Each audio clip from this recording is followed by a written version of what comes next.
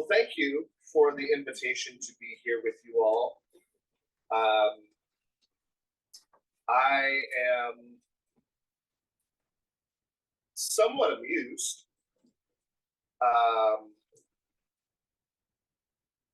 by getting to preach a sermon about food insecurity the week of Thanksgiving. It's a bold move on the leadership of your church. Yes, let's talk about the hungry on the week that we are going to gorge ourselves. But it's good. It's good that we talk about it here. It's good that we talk about it now. It's funny when I'm asked to guest preach, and so often I am asked to give a title for a sermon that has yet to be written. And so I gave the title to Feed and Be Fed. And yet, as the sermon took shape at some point this week, what actually came about was a sermon that is about, if I were to retitle it, Moving from Charity to Justice. This story from First Kings is a story that, if we have been raised in the church, probably one that we've heard quite a bit. The story of this widow who has very little, and this great miracle happens where what she has is filled to overflowing. And so often, as we listen to this story, as the story is told, because of the rest of the context around the story, Elijah is kind of lifted up as the hero of this story. Friends, Elijah is not the hero of this story. If anything, Elijah is a jerk.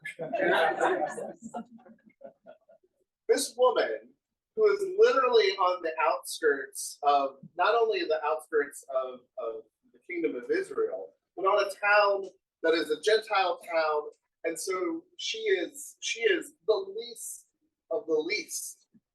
She is the smallest of people. She is the most insignificant in the story of God's redemptive work. That is the point of this. And not only that, she's a widow.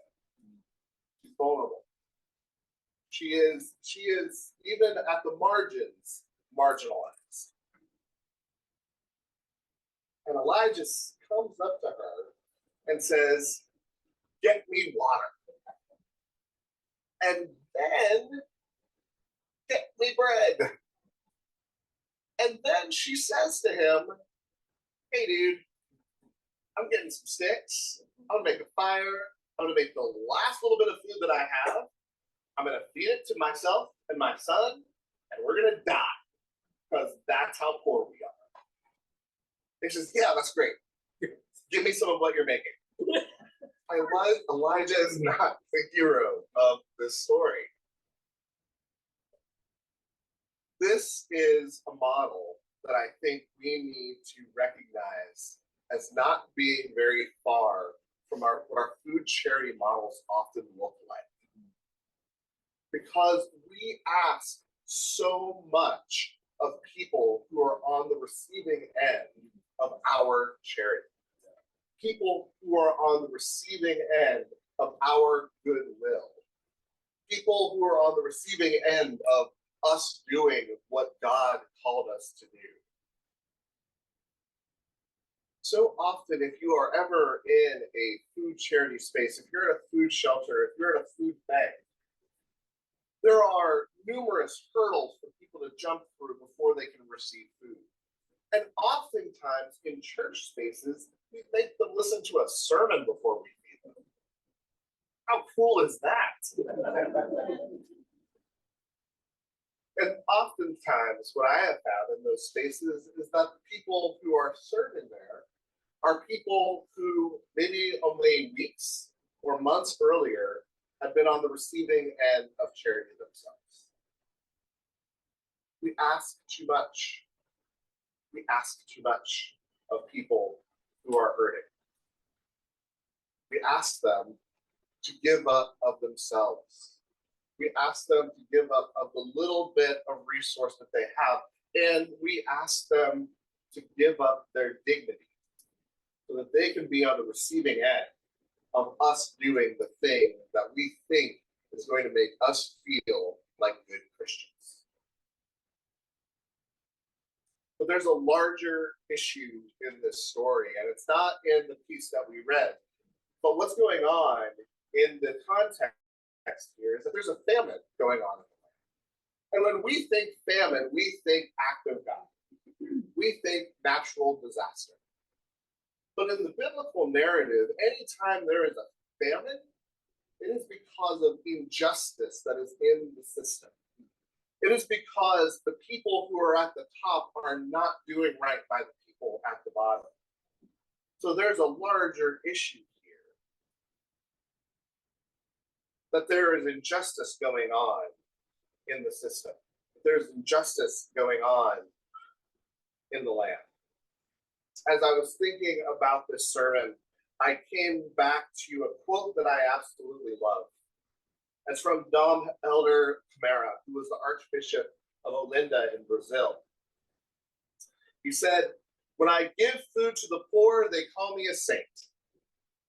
When I ask why so many people are poor, they call me a communist."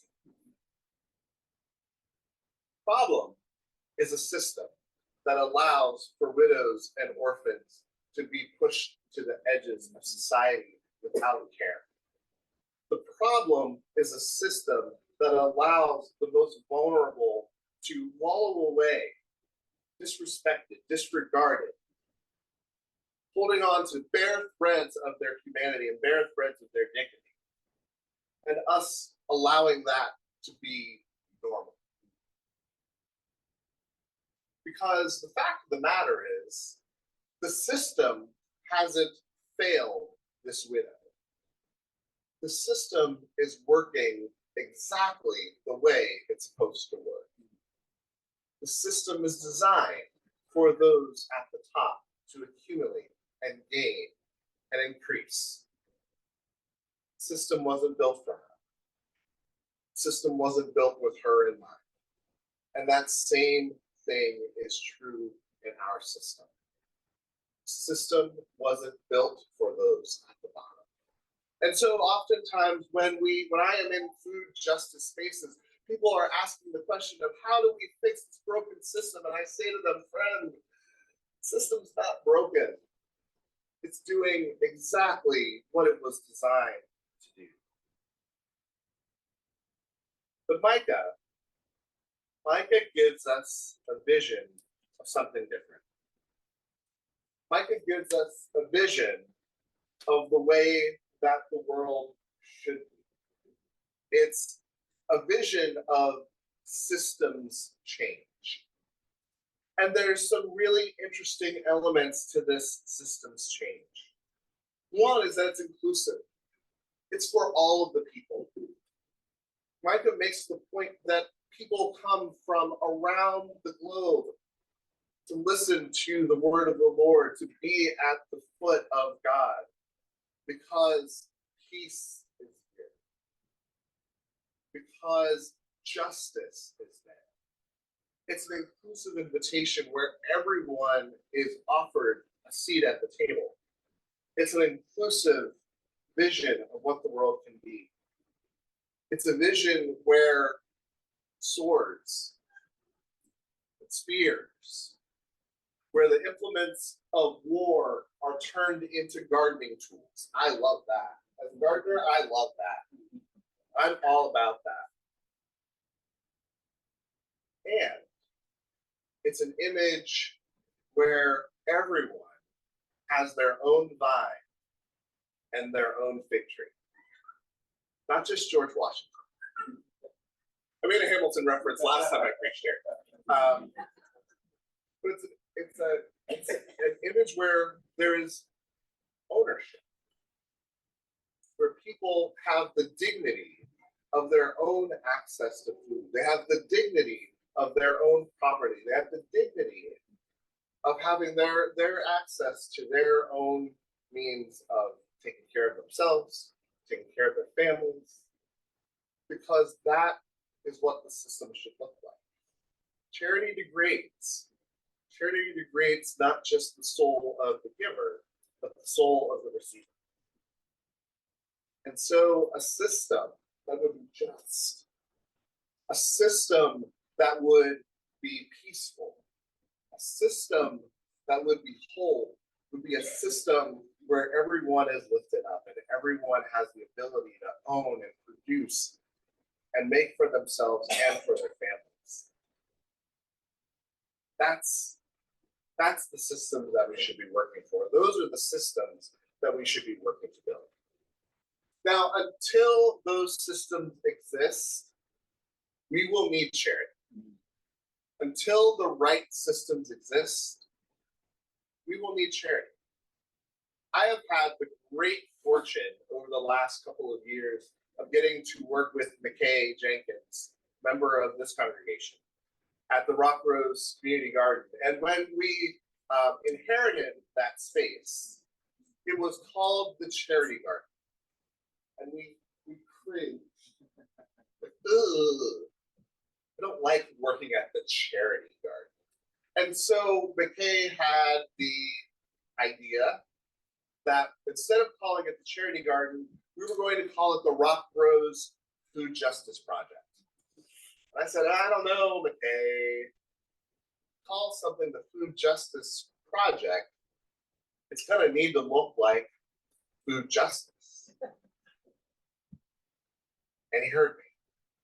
And from that space, he has started education programs. He has started programs that have started helping people think about the history of their foods, helping people think about how they can grow in their own spaces, helping people to think a little bit more about what a more just food system would look like. So it's not there, but it's moving towards justice. So I have to applaud him. But until we have the just systems that we dream of, that Micah and Isaiah give a vision for, we're going to need charity. We're going to need mercy. We're going to need justice and mercy to walk hand in hand. And while we're doing that charity, we need to do so in a way that holds up the dignity of people. We need to do it in a way that is not asking them to give the last little bit of humanity that they have, to give the last little bit of resources that they have, to give the last little bit of what makes them a person up for the sake of a hot meal, and sometimes a not even hot meal. We have to do it in a way that doesn't degrade people. We have to do it in a way that lifts people up. This October, I had a book release called Just Kitchen. It looks like this. And most of it is about the cooking that we do in our own homes and the ways that that can be an invitation to a deeper spirituality, a deeper kind of mindfulness, and a deeper kind of connection to God and neighbor and world. But we have one chapter that is about the cooking that happens in churches, and the cooking that happens in food shelters, and the cooking that happens in places that are attempting to do food charity. And I just wanted to read just this little section because my publisher demands that I talk about my book at all times. No, because it felt relevant to our conversation. Far too often, feeding programs, while well-intentioned, can quickly fall into the traps of toxic charity and perpetuating systems of power and privilege. The Reverend Dr. Heber Brown III, founder of the Black Church Food Security Network, our neighbor, explains, charity does not equal justice. Charity can mask our understanding of the root of the problem. Prolonged engagement with charity can corrode the soul of those in need. It can wear away our sense of human dignity, our somebodyness. The flip side is that when economically affluent, often white-led organizations are constantly in the posture of giving, it can also corrode the soul of the giver, who is always in a position of superiority. Food charity is a sweet siren song. It is not a sustainable track for the beloved community. And we conclude, when we look at Just Kitchens, it goes well beyond our personal kitchens. The kitchens are in churches and community centers, synagogues, and soup kitchens that seek justice.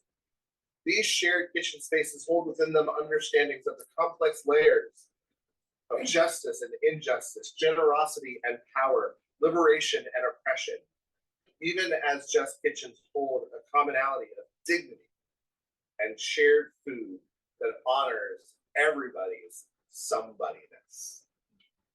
And friends, I think that is the goal.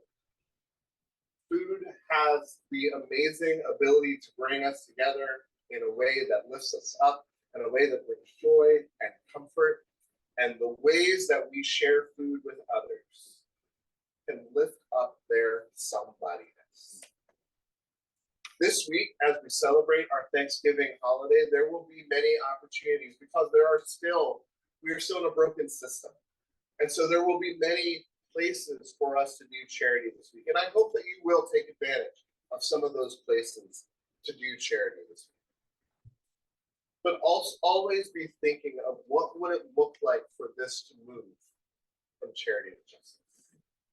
What would this look like to move from a system that just puts a Band-Aid on the wound, that moves someone to wholeness? Amen. Amen.